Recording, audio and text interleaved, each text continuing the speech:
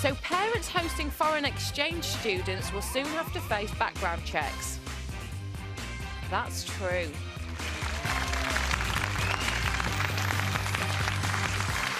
Now, don't forget, a little later on this morning, you can discover the numbers. Amy? Network rate. Not all messages will be shown on screen. And don't forget to put TWS in front of your message.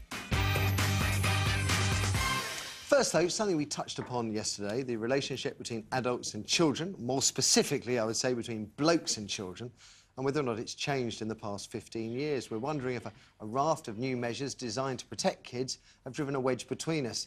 The independent and respected think tank Civitas reckons there has been a change. A torrent of legislation introduced following the Sower murders in 2002 means now that a quarter of all adults, which is some 11 million people, are going to have to pass criminal records checks before being allowed to interact with kids under 16. And we're talking here about everyone from football coaches, you know, Saturday morning coaches, to Father Christmases, from youth leaders to parents who volunteer in their kids' schools. And Civitas reckons this is leading to adults fearing any contact with kids, whether it be verbal or physical. The Home Office, though, insists there's no evidence vetting people has deterred volunteers or eroded trust, despite new stats suggesting, for example, potential Girl Guide leaders have been put off joining up because of endless child protection checks. Is this the price we must all pay to protect the 80 or so children murdered every year, even though statistics tell us only 11 of those will be killed by strangers? It's a big ask, yeah? 11 deaths is a terrible thing, but to criminalise, potentially criminalise everybody else, that's a big ask. And there's something else to bear in mind. There are no more child murders today than there were 30 years ago. And I'm amazed and slightly alarmed by how quickly things have changed. I mean, back in the 80s, few people even batted an eye when 47-year-old Rolling Stone Bill Wyman was dating 13-year-old Mandy Smith. I mean, the Sun newspaper made jokes about it. And now, even an innocent baby's bum belonging to a man who's now 21 is deemed pornographic by supermarket bakers. I mean, this is mental.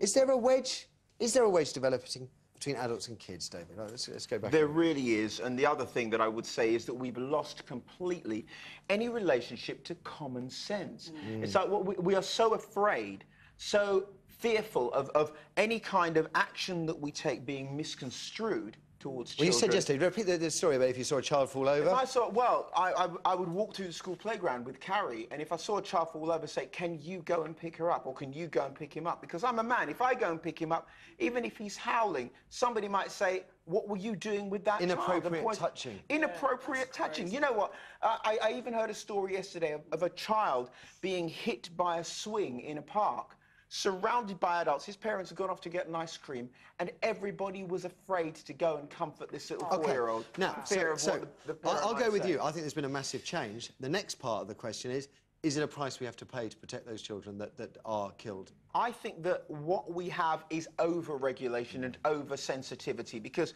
like you're saying, 11 children a year on average are killed by strangers. How many millions of children are there in this country? I think that children should be protected, don't get me wrong.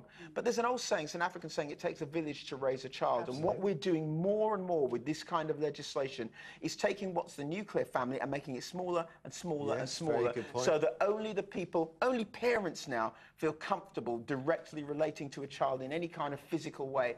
And I actually think ultimately it's detrimental to the child. I can see Misha agreeing with every word. I do agree, because I think you have to relax a little bit.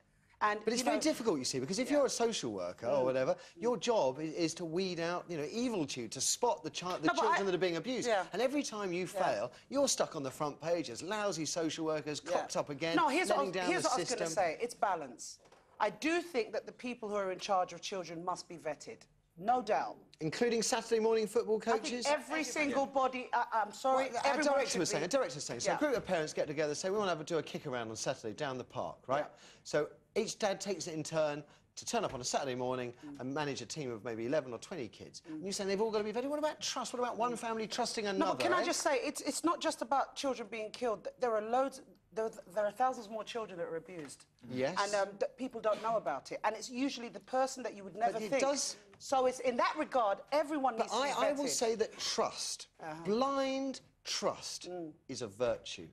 And I think we're erasing it, and I think that is a risk, that when one family can't trust another, because there's this seed of paranoia... No, I agree with you. I agree with you with the family. And then what are we doing? We're not trusting each other, we're trusting the state. I don't know about you, but the last people I want to trust on this planet are the state. They can't look after anything, they cock everything up. No, I do believe that families should try to interact in communities. That is great. But what I'm saying is people in position of looking after children should be vetted. That's what I say. Who are we going to say that is?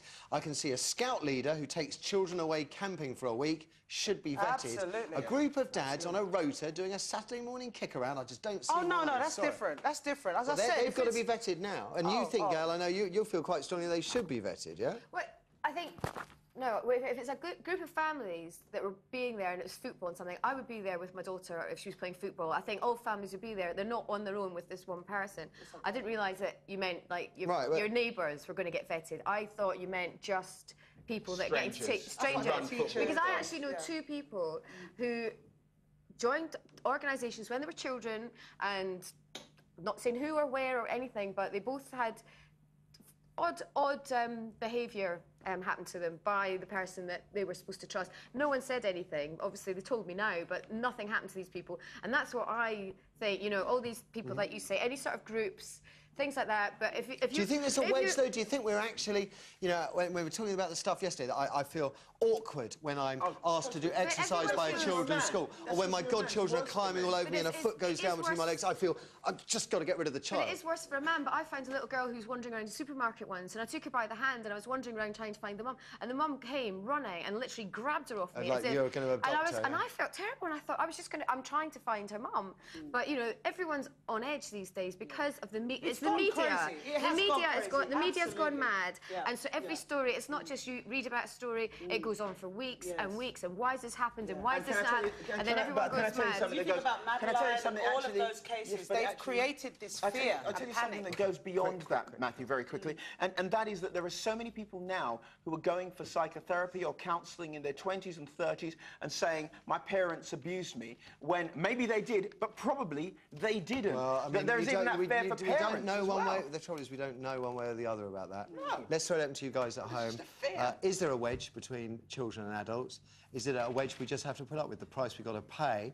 Or are we allowing things, paranoia or whatever, perhaps to get the better of us? And maybe we're going to end up looking back on this era with regret down the line. Amy, what do people say? We're going to go to someone who used to be a dinner lady. It's Tonya on line 3.